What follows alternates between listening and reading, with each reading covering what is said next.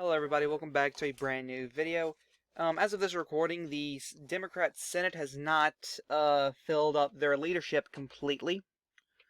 And that is the Democrat Outreach Vice Chair. And so I've compiled a list, I think, of 10 people, 10 individuals who I think would be good for the position. Some of this may surprise you, some may not.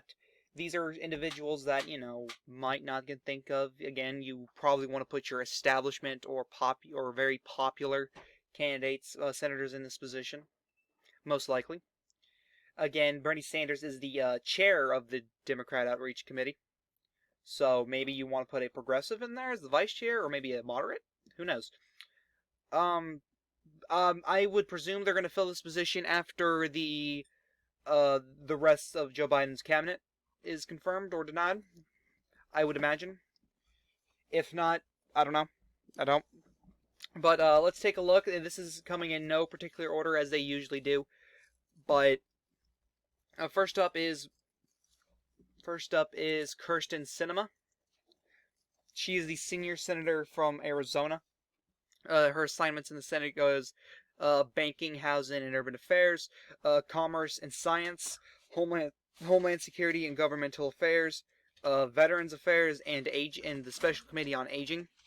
Very popular amongst the very popular amongst independents. Definitely has a future in the Democrat Party, in my opinion. Though, yeah, she has pissed off Democrats because she is actually willing to work with Republicans, and the fact that she's very conservative on a lot of things. So she probably won't get picked. It would be the same thing for a lot of people on this list, actually. As well as this next guy, Mark Kelly, the junior senator from Arizona. His assignments are armed forces, energy and natural resources, environment and public works, and the Special Committee on Aging and the Joint Economic Committee. Again, it's broken with Democrats a lot already. Not Joe Manchin levels, though. He's very moderate so far in his voting record, very blue dog, as he's proven. I don't see him getting picked either, just for the simple fact that he was just elected, and he's running for re-election again, and is most likely will be considered a vulnerable candidate. But next is someone who most likely will get the position, and that is Chris Coons, the junior senator from Delaware. His assignments is he's the chair for the Select Committee on Ethics. He goes to Appropriations, Foreign Relations, the Judiciary, and Small Business and Entrepreneurship. He also lives in the same state as the president, so that might say something very popular amongst the Democrat establishment. He might be able to fill this position if he wanted it. I wouldn't see why not. He seems like he should be in the Democrat leadership. Next up, again, someone who was just elected and probably won't be given the opportunity to do so, Jon Ossoff, the senior senator from Georgia. His assignments, he's in the Judiciary, Homeland Security and Governmental Affairs, banking, housing, and urban affairs, as well as rules and administration. The guy, I don't know if he's far left or moderate yet. I'm still deciding that. But, again, he was just elected. And even though he isn't up for re-election until 26, it still, says, okay, here's your first term. We're not going to have you become leadership yet, unless something happens where he's selected after 22. Next up, same issue with this next guy, is Ruffle Warnock, the junior senator from Georgia. His community assignments, he's on agriculture, nutrition, forestry, commerce, science, transportation, banking, housing, and urban affairs. He's part of the Congressional Joint Economic Committee and the Special Committee on Aging. Now, again, why put both Georgia senators in here? You could literally put one of these guys in here and just say, thank you for giving us the majority in the Senate by putting one of these two in here. Tell Georgia Democrats or Georgia voters who voted these two and say, thank you for giving us the majority.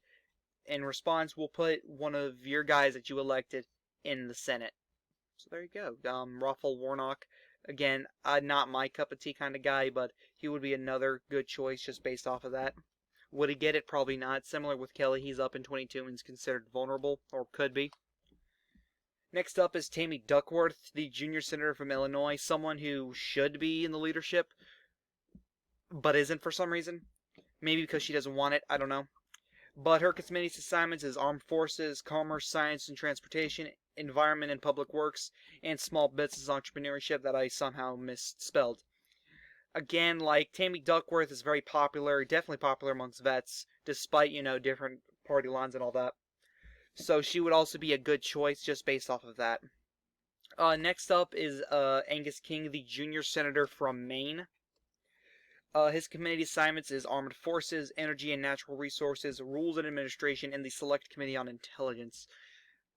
Again, I think it says something that you have an independent running the Outreach Committee. So why not have the other Democrat, the under independent, run as the vice chair?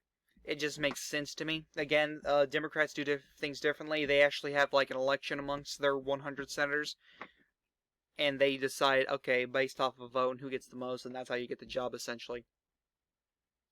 So, like, Angus King, if you wanted, I'm sure he could get it. He's very popular, definitely, amongst independents and Democrats and even some Republicans, so I wouldn't see why he's a bad choice. I think you would want popular people in your leadership, kind of gives you credibility, I guess you could say, amongst voters, saying that you care, putting the more popular folks in there. Next up, someone who's probably not going to get it either is Jon Tester, the senior senator from Montana. His committee assignments is Appropriations, Banking, Housing and Urban Affairs, Commerce, Science and Transportation, Indian Affairs, and he's also the chair for Veterans Affairs. Again, I put Jon Tester on here and saying, hey, he's probably serving his last term. He's probably going to end up losing in 24, unless Republicans pick a shitty candidate. I don't know anyone off the top of my head. Maybe Matt Rosendale, since he already lost to him. But, yeah, so I would just say, here, John, if you want to run, here, there you go. I think he'd be pretty good with it. He's a big dude. People love big dudes. People love looking up at people. He's a big guy. People love big guys. Next up, someone else who I think should be in the leadership but isn't, Catherine CortezMosto, the senior senator from Nevada. Her assignments include banking, housing and urban affairs, energy and natural resources, rules and administration, commerce, science and transportation, Indian affairs and aging. Again, she just seems like someone who should be in the leadership. She's established as a mainstay in the Democrat side of things. Very popular amongst the Democrat Party. I don't see why she shouldn't be. And now finally is someone who was, again, also recently elected, and most likely isn't going to get this, but, he's got the credibility, in my opinion, to do so.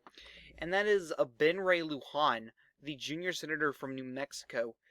His assignments include agriculture, nutrition and forestry, budget, commerce, science and transportation, health, education, labor and pensions, or HELP, and Indian affairs. Now, while he was in the House, he was the assistant speaker of the House of Representatives, which is pretty damn cool. It's pretty damn good. Probably the biggest reason why I put him on this list is because of his work in the House of Representatives. If I had to guess, I think it'll either be Ray Lujan, or Tammy Duckworth, or even Chris Coons that'll end up filling the position. But yeah, those are the 10 people I think should fill that seat. But anyway, guys, this is the Caddick One saying peace.